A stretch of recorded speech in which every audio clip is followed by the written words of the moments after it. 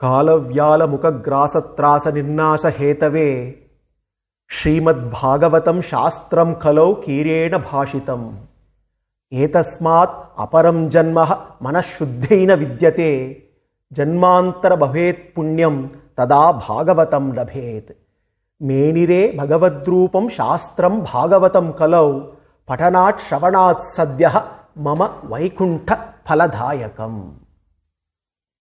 We have been relishing the significance of Nāma japa,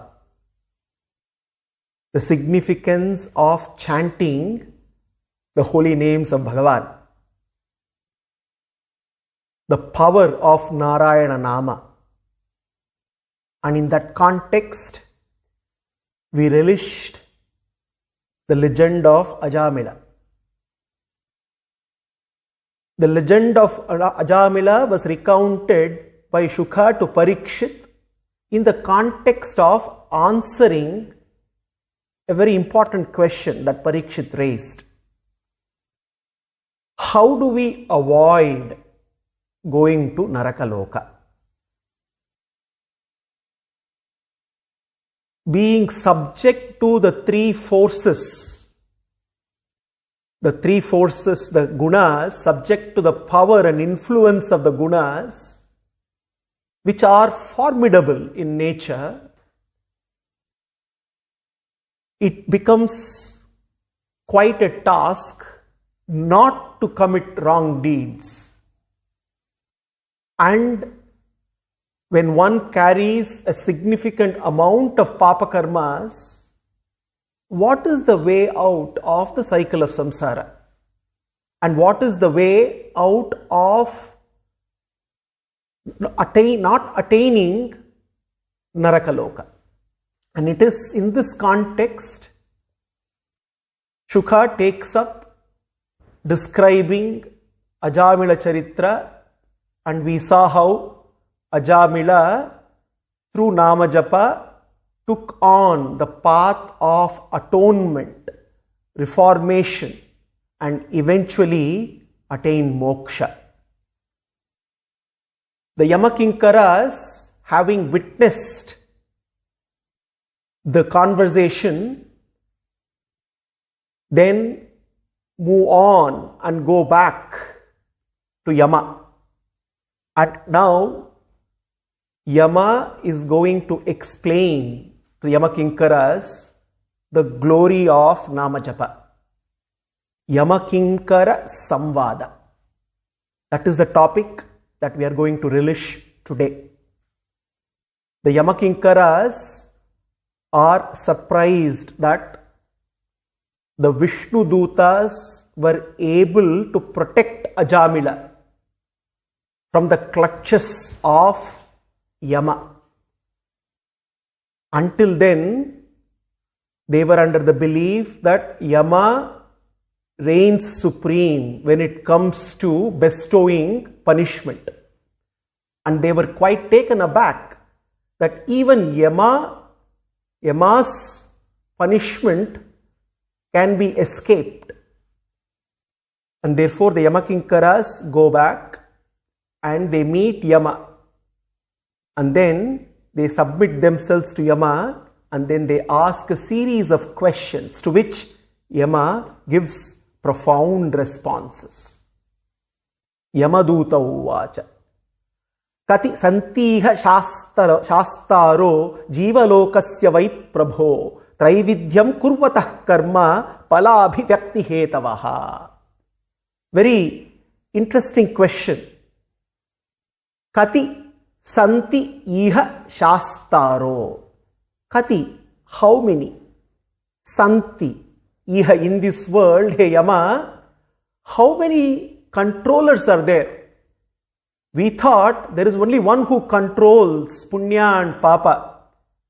Now we want to be clear. Kati santi iha shastaro. How many controllers are there in this loka? Jiva lokasya vai prabho, hey prabho.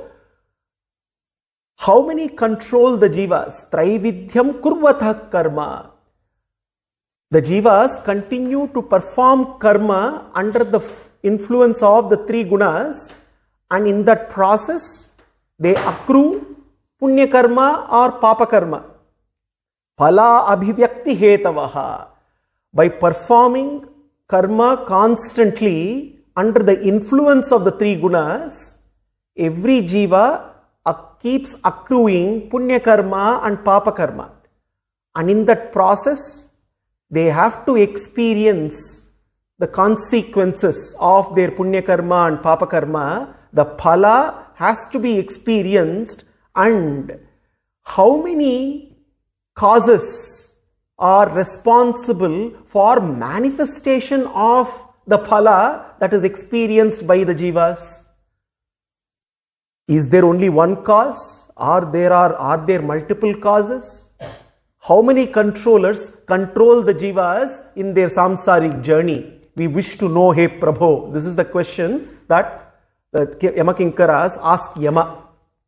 Intu shastra bahutve syat bahunam iha karminam shastratvam upacharohi yata mandalavartinam atastvam yeka bhutanam sheshwaranam adhivasvaraha shasta dhandadharonranam shubha ashubha vivechanaha.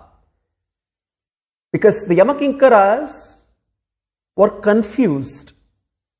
If there are more than one controller, then for every action that is performed, if there are more than one judge, then there is a chance that the performers of these deeds, either it is punya karma or papa karma, because of the conflict between the multiple judges involved, may actually end up neither getting punishment nor reward. There can only be one judge who can be judging any case. If there are multiple judges and there is a conflict between the judges, there is a possibility that one can get escape punishment or escape reward. And when one keeps performing multiple kinds of activities, if there are many judges, the judges need to be like various departmental heads. There needs to be one supreme judge who must be guiding the various departments. Otherwise, there will be chaos. Otherwise, there cannot be order. So therefore, we are keen to know, are there multiple judges of karma? Are there multiple karma paladhatas? Or is there only one? If there are multiple, is there one who guides all of them? We want to understand here, Yama. Atastvam yeko bhutanam sheshwaranam adhishvaraha shasta dandadharonranam shubha ashubha vivechanam. Until now, we have been in the understanding that you alone are the Shasta, the controller. You alone are the judge. You are the one who discriminates between punya karma and papa karma, and then you are the one who dispenses the punishment or the reward according to one's punya karma and papa karma. Now we are not sure anymore. The incident of Ajamila now has made us, has ended up in confusion. We are in a confused state. Are you the one who is the supreme controller, or is there anybody else? Are you the only judge, or are you the only karma paladhata? We want to understand. Yama is very amused with this conversation. Tamste veditu michchamaha yedino manyase kshamam narayanayeti abhihite Mabhair iti ayurdrutam.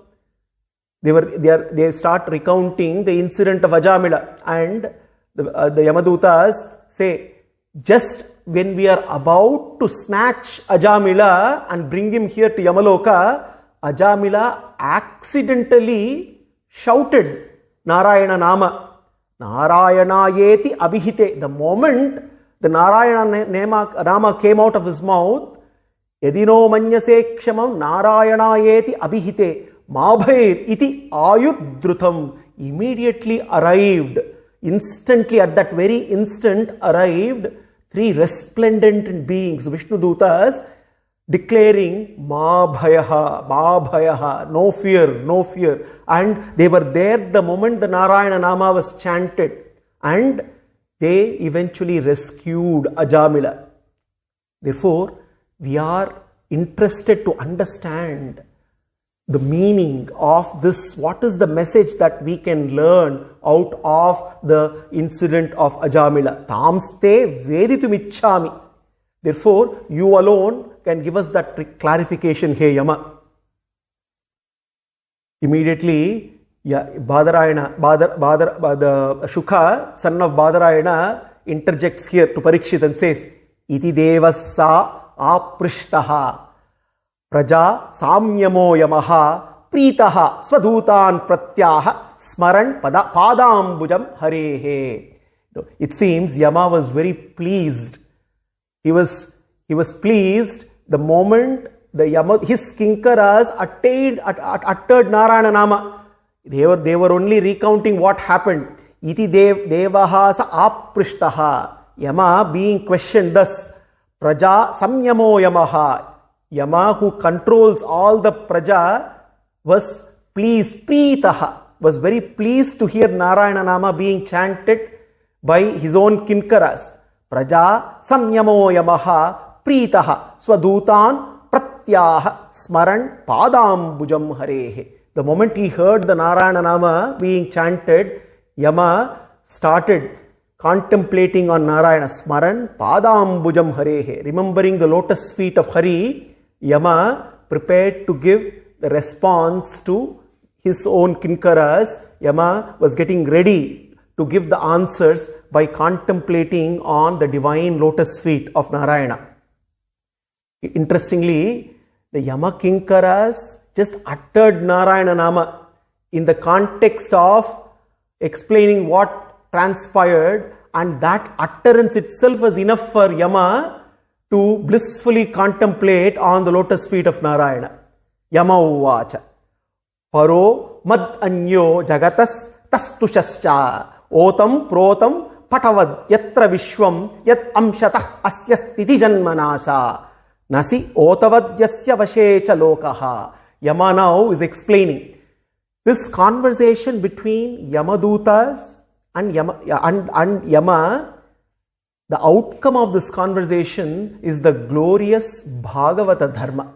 Yama is teaching Bhagavatha Dharma to Yamakinkaras. And Yama explains.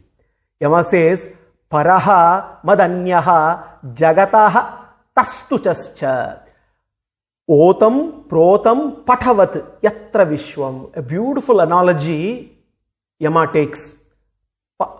Patavat yatra vishwam. This whole Vishwa, this whole universe is like a cloth. Otam protam. A cloth is made up of threads which run all across the length and breadth.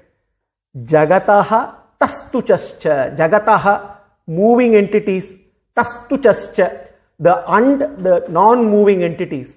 The moving entities and the non-moving entities are like the threads of a cloth. Bhagavan is the cloth, and otam protam, the non-moving entities and the moving entities are like the threads of this cloth. No, here he is giving the analogy to bring out the relationship between every entity and Bhagavan, every living entity and non-living entity and Bhagavan. Bhagavan is Amshi, every other entity is his Amsha. He is the whole, and every other entity is a part that belongs to the whole, an inseparable part, indivisible part. The part exists solely because of the whole. The part has no existence whatsoever without the whole. Now, through this example, he says Bhagavan controls this entire universe, Paraha, and he is Paraha. He is immanent, he is transcendent at the same time. Mattah parataram nanyat kinchidasti dhananjaya mai sarvam idam protam sutre manigana iva. Krishna in the Gita gives a beautiful analogy. Mattah parataram nanyat kinchidasti dhananjaya. Hey Dhananjaya, Arjuna, there is no one who is superior to me. Bhagavan is above and beyond everything else. At the same time, he gives the analogy, Mai sarvam idam protam sutre manigana iva. How can you understand me? Understand me as the sutra, the string that unifies and supports all the gems of a gem-studded necklace.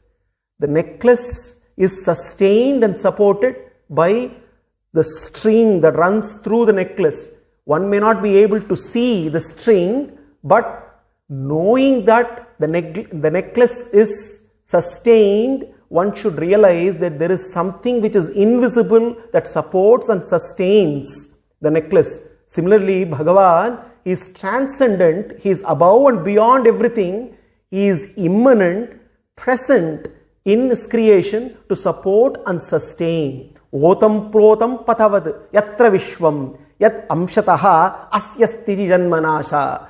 It is his cause, the threefold cause of sthiti, samhara and srishti is the threefold cause is nothing but his sankalpa alone. And how does he govern this universe? Nasyotavad yasya vashecha lokaha. Just like how a bull is controlled through a rope that runs through its nose, Bhagavan controls the entire universe. He governs the entire universe. Mayadhyakshena prakritihi suyasecha taracharam hetunanena konte jagat viparivartyate. Mayadhyakshena prakriti, adhyaksha. He is the adhyaksha. He is the one who governs, who controls. And Yama is here talking about how Bhagavan is the supreme controller. And everything is controlled by him. Yo Nāma bhirvachi janam nijayam bhadnati tantryam iva Nāma bhirgaha.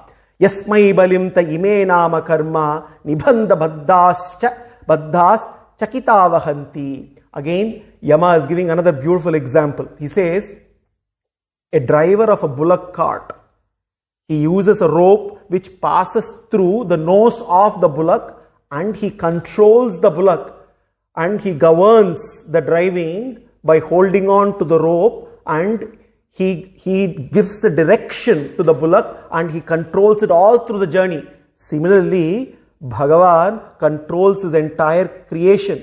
And what is the rope that he uses? The rope that he uses, he says, Yo Nāma bhirvachi. Vachi, the word of the Shastras. It is through the Shastras that Bhagavan controls. It is through Shastras he gives the Varnashrama Dharma, and it is through the implementation of Varnashrama Dharma that he controls and governs his creation. He also says, Yasmai balim te imanama karma nibandha baddhas chakitavahanti.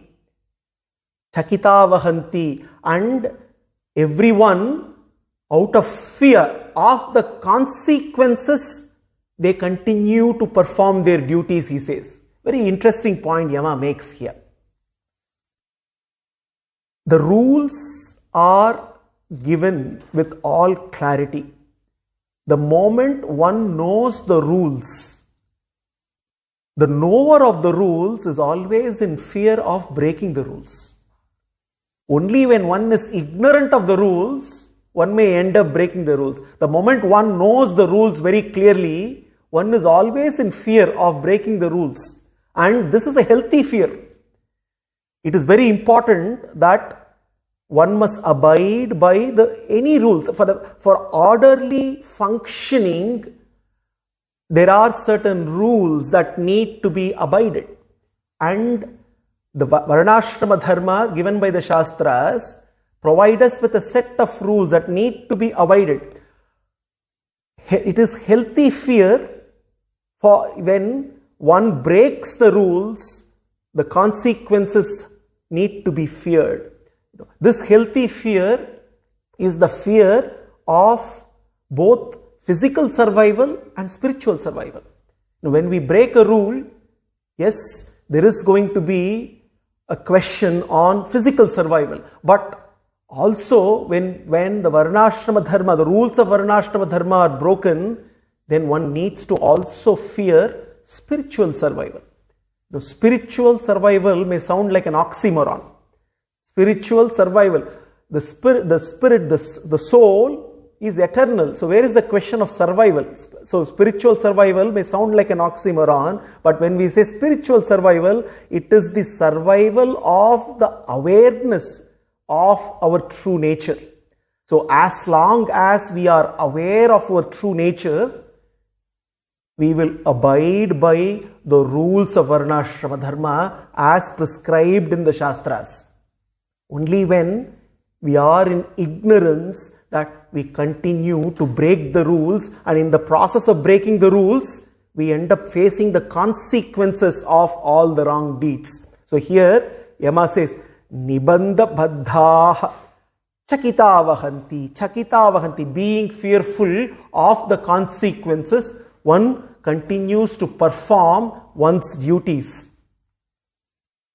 Yamvaina gobhir manasa ashubhirva hridagirava asubhrutho vichakshase atmanam antarhridi santamatmanam chakshur yataiva kritasya tatah param.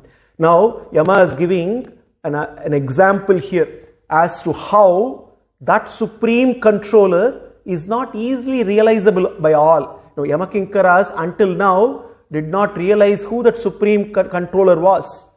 So therefore Yama is explaining here. Yamvaina gobhir manasa ashubhirva. Gobihi, senses. Manasa, mind. Ashubhihi, the life breath. He says, he cannot be easily perceived, known by the senses, by the mind, by the life breath. Hrida, by the heart. Gira, by the words. Asubhruto vichakshate. The living beings cannot easily see him. With mamsa chakshushu, one cannot see him. Atmanam antarhridi santam chakshur yataiva kritasya tatah param.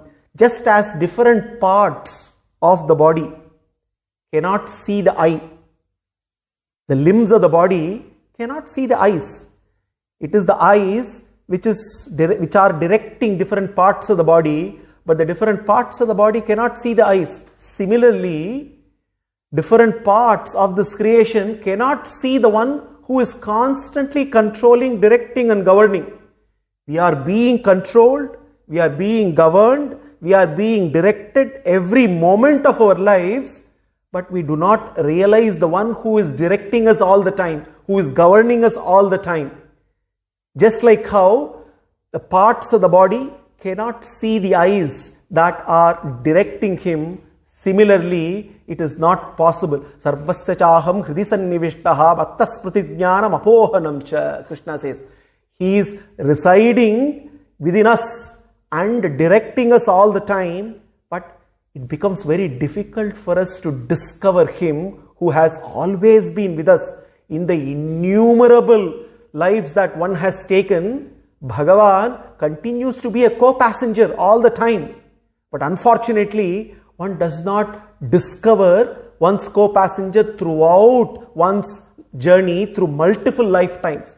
So Yama says, unless one realizes Bhagavatha Dharma, it is impossible to discover Bhagavan. It is only through Bhagavatha Dharma that Bhagavan can be realized. And he says, the one who you met, the resplendent Dutas whom you met, the Vishnu Dutas, the most very extremely pleasing and attractive, they are the ones who can see him, who can experience him. No wonder they are beautiful.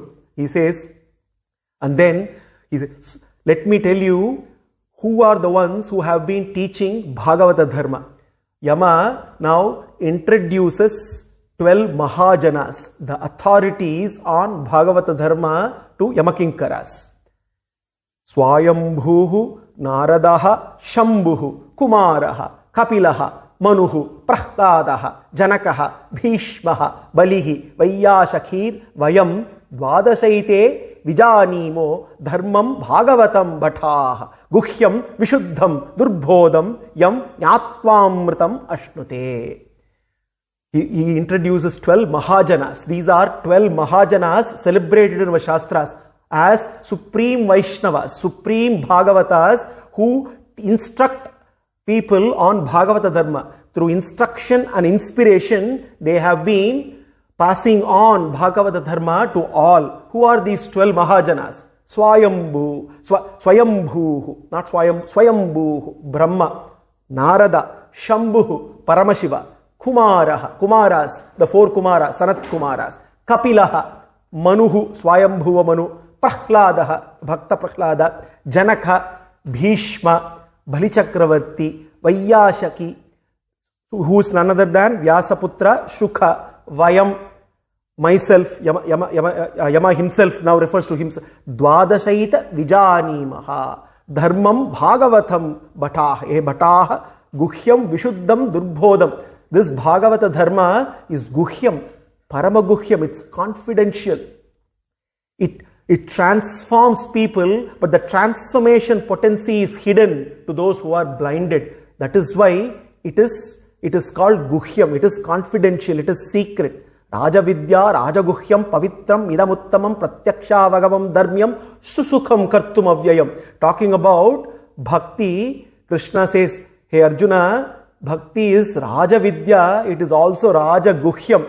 It is Vidya, it is Raja Vidya, it is the king of all knowledge. At the same time, it is also the king of all secrets, because the transformation potency of Bhakti is hidden to all those who are blinded by ignorance. Only when the blindfold of ignorance is removed, one discovers the transformation potency of Bhakti. And that is why it is Raja Guhya. Here, Yama is also referring to Bhagavata Dharma as Guhyam Vishuddham. It is the one which purifies. Raja Vidya, Raja Guhyam, Pavitram Idamuttamam, Pavitram, purifying in nature.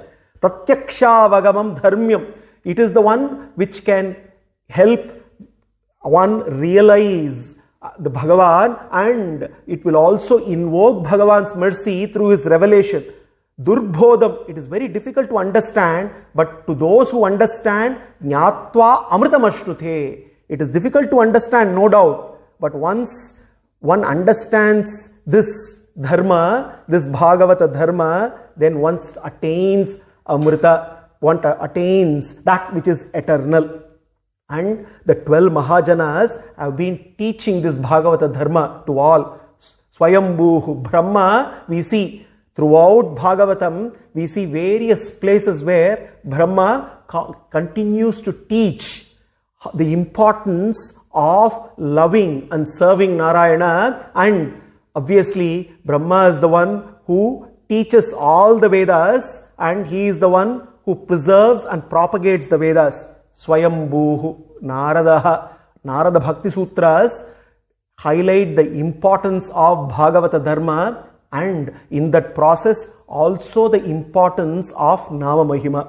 Shambhu, throughout the Bhagavatam we see in the 4th canto, Paramashiva teaching the importance of loving and serving Bhagavan, and all of us know how Shiva, through the Phalashruti of Vishnu Sahasranama, also highlights the importance of Nama Japa. Shri Rama Rama Rameti Rame Rame Manorame Sahasranama Tattulyam Rama Nama Varanane. So, and Kumara, the 4 Kumaras constantly are in the process of preaching Brahmajnana and Bhagavata Dharma. Kapila Sandesha contains a very important segment which highlights the importance of loving devotional service to Bhagavan. Manuhu, Swayambhu Manu, right from the beginning has always been preaching and propagating Bhagavata Dharma.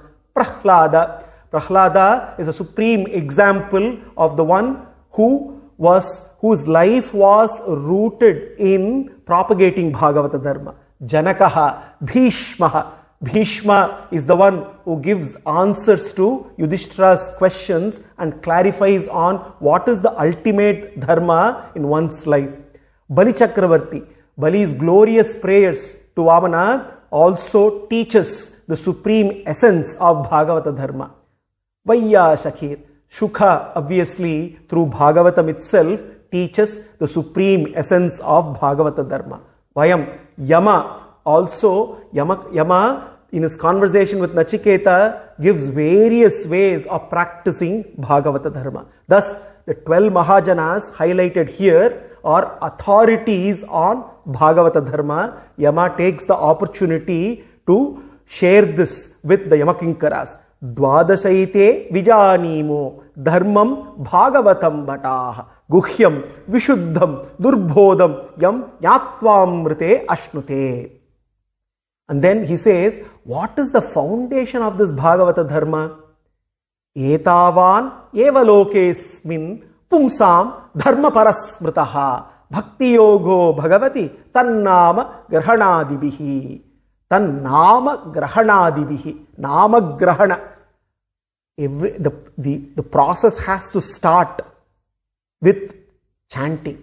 The foundation of Bhagavata Dharma is chanting. Hare Nama, Hare Nama, Hare Namaiva Kevalam. Kalau Nasteva, Nasteva, Nasteva Gatir Anyata. There is no other way, there is no other means other than Nama Japa. No, that is why Prahlada, one of the 12 Mahajanas, when he talks about the Bhagavata Dharma and the essence of Bhagavata Dharma, he declares, Shravanam, Kirtanam, Vishnoho, Smaranam, Padasevanam, Archanam, Mandanam, Dasyam, Shakyam, Atmanivedanam. Now, this is popularly celebrated as Navavidha Bhakti. Shravanam, Kirtanam, Smaranam, Padasevanam, Archanam, Vandanam, Dasyam, Shakyam, Atmanivedanam, Navavidha Bhakti. But if we look at the foundation, Shravanam, Kirtanam, the foundation is Nama Japa. Because when we say chanting, it involves both Kirtanam and Shravanam together, which forms the foundation.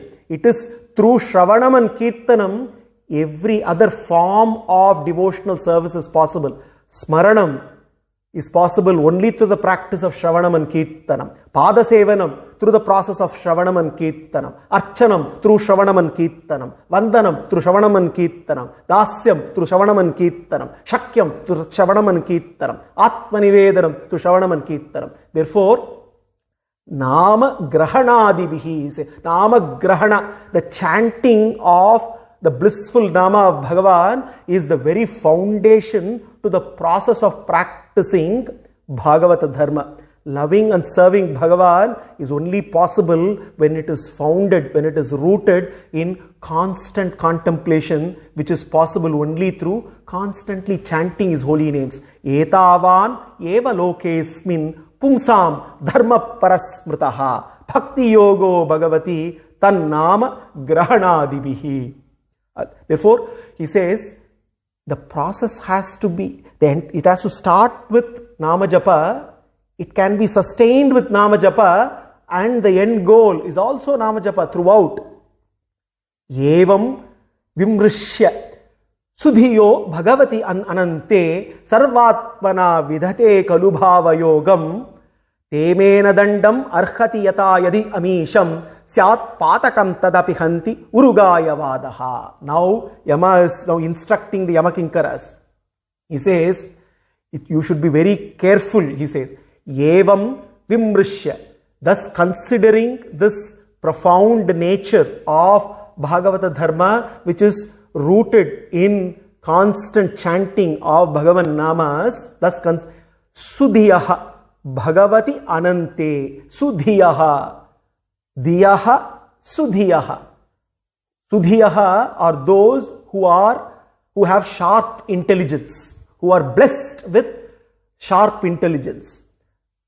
When we say sharp intelligence, it is the ability to make right choices, ability to choose the right thoughts, ability to prioritize our thoughts, ability to discriminate between thoughts that need to be cultivated and thoughts that need to be subdued. And therefore, the ones who have sharp intelligence, they understand that it is very important. Bhagavati anante sarvatmana vidate kalu bhava yogam. They are the ones who completely, with their heart and soul, they completely submit themselves to Bhagavan, because they know that it is only through constant chanting that one can conquer one's own intelligence. One needs to take shelter of one's intelligence, no doubt. But taking shelter of one's intelligence, it's a process that should eventually end by taking shelter of the shelter of intelligence, and which is nothing but Bhagavan. And submitting the intelligence to Bhagavan requires going through a process, and this process involves constantly contemplating and chanting Bhagavan's namas. Sudhiyaha Bhagavati Anante Sarvatmana Vidate Kalu Bhava Yogam. Bhava Yogam. Bhava. Emotions need to be centered on Krishna. Otherwise, if the emotions are not centered on Krishna, they take extreme positions, and we are influenced, we are impelled, dragged by these emotions in different directions. Bhava Yoga is nothing but Bhakti Yoga, where the emotions are centered on Krishna. No, the motion in emotion needs to be given the right direction. If it is directed towards the world, if the motion is towards the world, we are constantly in a state of anxiety, in a state of stress. We are constantly in a state of grief. Whereas when the motion is given the right direction towards Krishna, we are in a state of bliss all the time. What gives this direction? Sudhiyaha, the intelligence which is sharp. With the help of a sharp intelligence, we can give the right direction to our emotions. Sudhiyaha Bhagavati Anante Sarvatmana Vidate Kalu Bhava Yogam. Temena Dandam Arhanti Atha Yadi Amisham Syat Patakam Tadapyanti Urugayavadaha. He says, even if someone who is practicing Bhagavata Dharma, even if they end up committing mistakes now and then, he says, they will be protected by the power of their own chanting. He says, Urugayavadaha, the chanting of the holy name of the Lord protects them. This is a very important statement Yama makes here. Yadi amisham syat patakam tadapihanti urugayavadaha. Even by mistake, when somebody who is practicing Bhagavata Dharma makes a mistake, they commit a wrong, Yama says, after all, no one is perfect. Even those who are spiritual seekers, who are on the right path, they will end up committing a mistake unknowingly as well, knowingly or unknowingly, and it is those times when that constant chanting of the holy names comes to their rescue by neutralizing the sins. And this is the power of Bhagavan Nama. The very sound that is produced by Bhagavan's Nama becomes a protective shield. Bhagavan's Namas are sweet and soothing at the same time. They are satisfying too. The more we chant his namas, the more contentment we experience. The sweetness of the namas provide us with immense contentment. Bhagavan's namas are omnipotent. They have the power to break the shell of ignorance. The more we keep chanting the namas, the shell of ignorance gets broken over a period of time. The shell of selfishness gets broken, that unfolds. The unfolding of our spiritual potential happens through constant chanting. That is the omnipotence of Bhagavan's Nama. Bhagavan's Nama is universal. There are no restrictions whatsoever. It has magical effects on everyone who chants it. There is no discrimination whatsoever. There are no prerequisites whatsoever. Anyone and everyone at any time can chant his Nama. It is universal in nature. Bhagavan's Nama is non-material in nature. It is spiritual in nature. The material waveforms of the Shabda invokes the spiritual form of Bhagavan. Bhagavan manifests when his Nama is chanted. The Nama, the material waveform, invokes his divine spiritual form, and at the same time, through the spiritual form, invokes his grace. Therefore, Bhagavan's Nama is non-material. Bhagavan's Nama is directional. It gives us a direction. It directs us to devotionally tune to the spiritual frequency. We always stay out of tune with Bhagavan. The only way to tune ourselves to Bhagavan is to start chanting his namas. Every time we chant his nama, we get tuned to him. And it is by tuning to Bhagavan, we start to experience him. Therefore, Bhagavan's nama is directional. Bhagavan's nama is sweet. Bhagavan's nama is omnipotent. Bhagavan's nama is universal. Bhagavan's nama is non-material. Bhagavan's nama is directional, sound. This forms an acronym, sound. We can remember the sound of the nama, therefore, is so very powerful, so very purifying, so very elevating in nature. Yama therefore says, no wonder when Ajamila uttered Bhagavan's Nama, the very sound of Narayana Nama had the potency to bring about positive outcomes, which protected Ajamila. This is the power of Bhagavan's Nama. Yama explains to the Yamakinkaras. He deva siddha parigita pavitra gata ye sadavaha samadrisho bhagavat prapannah tan nopasidat hare gadayabhiguptan naisham vayam nacha vaya prabhavamadhande. He says, he now looks eye to eye with the Yamakinkaras and says, tan upasidata, do not go near Vishnu Bhaktas, he says. Yama is now instructing to Yamakinkaras, never ever go and try to do what you did with any Bhagavatas. Tannopasidata, do not never go. Why? Harer Gadayabhiguptan. Hari's Gada is there protecting them, just like how Hari's Gada protected Parikshit within Uttara's womb and protected Parikshit from Brahmastra. Similarly, every bhakta, every Bhagavata is protected by Hari personally. So therefore, do not even venture to go near them. Te deva siddha parigita pavitra ghata. The devas, the siddhas, they all constantly glorify the Bhagavatas who practice Bhagavatha Dharma, who lovingly serve Bhagavan. Esadavaha samadrisho bhagavat prapannaha. Bhagavat prapanna. Those who have surrendered to Bhagavan, the prapannas, samadrishaha. He says they have one unique quality. They practice equality. They look at everyone as equals. Why? Because they can now see Krishna in everyone. Samadrishaha. The only way we can practice Samadarshana is when we recognize Bhagavan's omnipresence and his omnipotence. And it is only the Bhagavatas who are Bhagavat Prapannas who can be true practitioners of Samadarshana. Until then, equality just becomes a slogan, remains a slogan. It can only translate into actual practice when one practices Bhagavatha Dharma. Esadavaha samadrisho bhagavat prapannaha tannopasidata harehe gadayabhiguptan naisham vayam nachavayah prabhavam dhande. Therefore, we cannot, I cannot punish.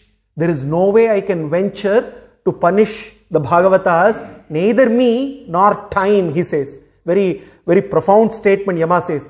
Naisham vayam nacha Vayaha prabhavam nadande. Vayam nacha vayaha. Even time cannot punish them. Very interesting.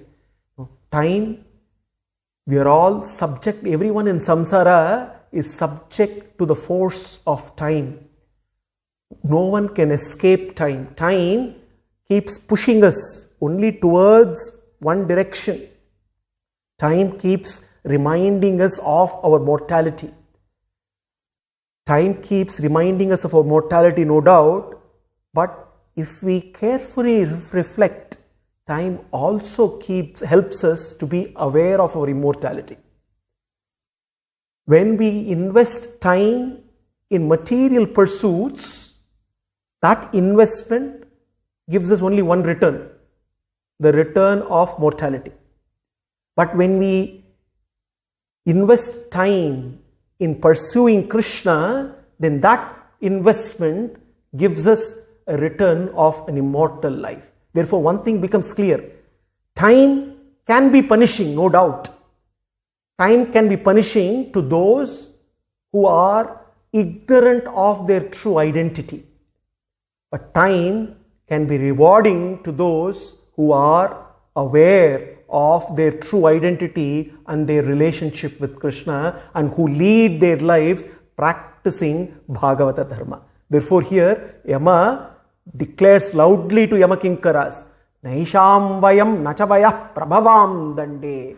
Neither me nor even time can punish the Vishnu Bhaktas who practice Bhagavatha Dharma. Tan anayadvam asato vimukhan mukunda padaravinda makaranda rasada jasram nishkinchanaihi paramahamsa kuleira shangaihi jushtadgrihe nirayavatmani baddhat trishnan.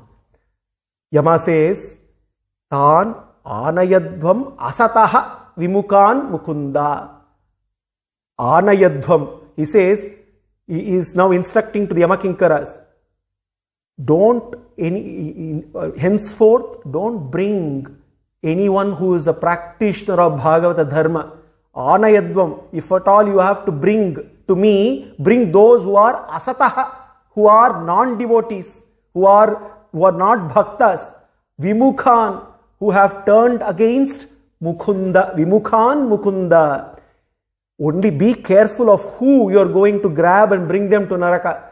Only those who are Vimukhan Mukunda, who have turned against Mukunda, which means who have been living a life in ignorance, who have been living a life, not a life of loving and serving Mukunda. Only those who have been indulging in the wrong deeds, in papakarmas, they are the ones who you need to bring. Anayadvam, bring them before me who are asataha. Padaravinda makaranda rasada jasram. Those who are continuously tasting the Padaravinda makaranda rasada jasram, continuously tasting the nectar of the Padaravinda, the divine lotus feet of Bhagavan, they are not the ones you should be approaching. Padaravinda makaranda rasada jasram nishkinchanaihi paramahamsa kuler asangaihi. The ones who continuously are tasting the nectar of the lotus feet of Krishna and who are completely free from all material attachments, asangaihi, who are nishkinchanaihi, completely free from material attachments, asangaihi, they are completely detached in their life. They are attached only to Krishna, detached from the world. The Paramahamsas, the supremely realized ones, Jushtad grihe nirayavatmani baddhat trishnan. Only those who are bound by selfish desires, by materialistic desires, bound to the world, only those are the ones who need to be dragged by you to me, not the ones who are practitioners of Bhagavata Dharma. Please leave them alone, otherwise you will repent yourself. Now Yama is clearly instructing Yamadutas to avoid approaching Vishnu Bhaktas. Yama says, Jihvana vakti bhagavad gunanamadeyam chetaschana smarati taccharanaravinda krishnayano namati yachira ekadapi tan anayadvam asataha akritta vishnu krityan. Who are the people who you should approach and bring them here? He says, Jihvana vakti bhagavad gunanamadeyam. The ones who have no time to use their tongue to chant the glories of Bhagavan. They are the ones who are the candidates for you to approach. Chetaschana smaradita charanaravindam. They are the ones who have no time to contemplate on Bhagavan, who have no time to think of his glories, and who have no time to surrender, submit themselves to the lotus feet of Bhagavan. Krishnayona namati yachirach ekadapi. They are the ones who have no time even for once to submit themselves to Krishna's lotus feet. Tan anayadvam asataha. They are the ones, anayadvam, bring them before me, not the ones who are practitioners of Bhagavatha Dharma. Akarta Vishnu Krityan. Akarta Vishnu Krityan. The ones who are not performing Vishnu Krityan, the duties towards Bhagavan Vishnu, which is loving and serving him, which is the very purpose of this very life. Which means those who have not realized the purpose of one's life, which is to love and serve Bhagavan, and it is in that process finding the way out of the cycle of samsara. If one does not recognize this and one continues to do karmas based on desires and being attached to the world, they will continue to be subject to the three gunas and the forces of three gunas, and they will be subject to the forces of punya and papa, and they are the ones who will accumulate more papa karma. Eventually, they are the candidates for you to approach. Therefore, look out only for those and not waste your time with those who are practitioners of Bhagavatha Dharma. Now, thus Yamakinkara says, you now realize how you wasted your time going to Ajamila. So beware and henceforth do your dharma by approaching the right people. Yamakinkaras are now in awe of what the instruction provided by Yama. Shukha then tells Parikshit. Shukha summarizes Bhagavatha Dharma to Parikshit. Shukha says, Tasmat Sankirtanam Vishnoh Jagan Mangalam Amhasam Mahatamapi Kauravya Vidhi Aikantika Nishkritam. Hey Kauravya, the one who belongs to the clan of Kurus, hey Parikshit, let me summarize the Bhagavatha Dharma as instructed by Yama to Yamakinkaras. Tasmat Sankirtanam Vishnoh.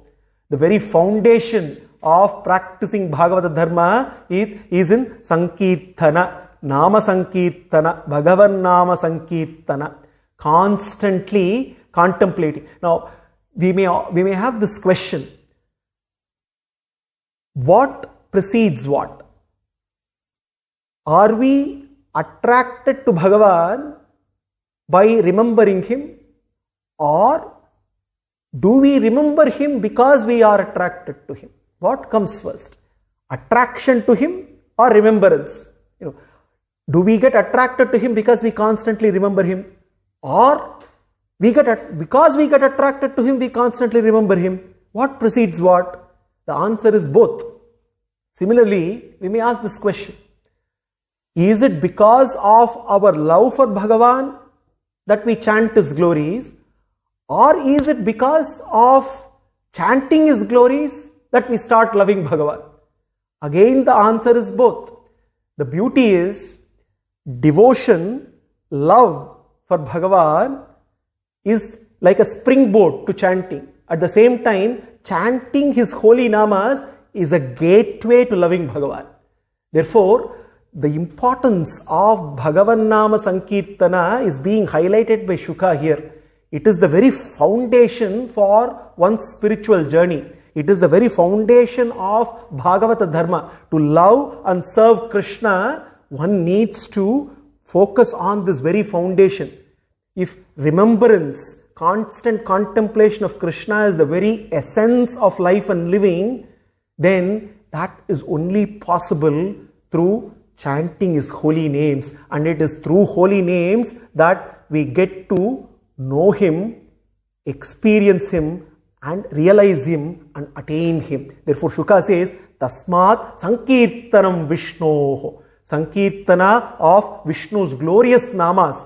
Jagan Mangalam. Jagan Mangalam Amhasam Mahatam. Now, in the process of practicing Bhagavata Dharma, of doing loving servitude to Bhagavan, Amhasam Mahatam, one may unknowingly also perform some papa karmas. This is the nature of samsara. Even after we embark on this glorious journey of Bhagavata Dharma, it may be impossible to avoid committing papa karmas. Unknowingly, several papa karmas can be committed. Amhasam Mahatam. Shukha says, while that is unavoidable, hey Kauravya, hey Parikshit, Vidhi, Aikantika nishkritam. You must know that the ultimate atonement, prayaschitta, for all the papa karmas unknowingly committed is Sankirtanam Vishnoho. Aikantika nishkritam. Aikantika, ultimate nishkritam. The atonement, prayaschitta that can be performed. No amount of vratas, no amount of rituals, no amount of tapasya, no amount of dana, all that we can do is not going to be enough as prayaschitta if it is bereft of Nama Sankirtana. Nama Sankirtana alone is enough as the ultimate atonement. Shuka himself highlights the importance. Now, atonement prayaschitta is essentially when we recognize the mistakes that we commit. And it is very important for us to realize the greatest mistake. We need to be ready to forgive ourselves, realizing our mistakes that we do. In the process of atonement, in the process of prayaschitta, forgiving ourselves for the mistakes is very, very important. Forgiving the greatest mistake that we commit, the greatest mistake of forgetting Krishna. Forgiving the greatest mistake of forgetting Krishna through Nama Sankirtana helps us in when one important thing that we can achieve. In this process of forgiving through Nama Sankirtana, we can then focus on the true giving, the giving of ourselves wholeheartedly to Krishna. So therefore, Nama Sankirtana is considered to be Aikantika Nishkritam, the ultimate atonement that one can engage in. Shuka thus highlights the power of Bhagavan's Nama, is the glories of Bhagavan's Nama, the foundation of Bhagavatha Dharma, which is nothing but Nama Sankirtana, and in that process he gives the answer to Parikshit's question in terms of how to avoid the clutches of Papa Karma. How do we escape the force of Rajas and Tamas? How do we escape the wrath of hell? How do we lead our lives successfully and find the route, the exit out of the vicious cycle of samsara? Shuka has a simple answer. Practice Bhagavatha Dharma, loving and serving Bhagavan, and build this practice on the foundation of Sankirtanam Vishnoho. Saram Sri Krishnarpanamastu.